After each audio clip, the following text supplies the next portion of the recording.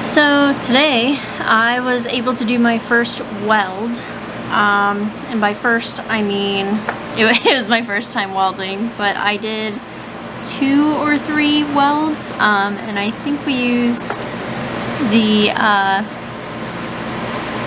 MIG weld, if I'm right on that. But I was actually pretty happy about welding.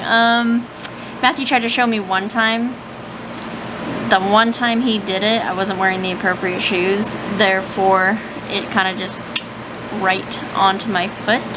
So I was kind of scared, if you will, of the welder for a little bit.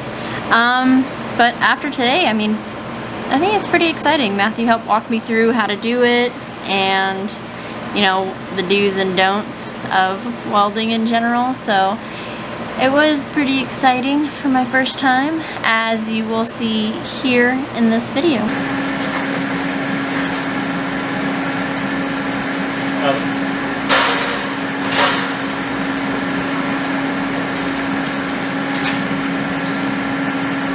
The things I do for Matthew.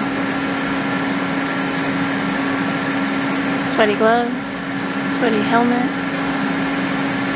sweaty welding jacket. You're welcome.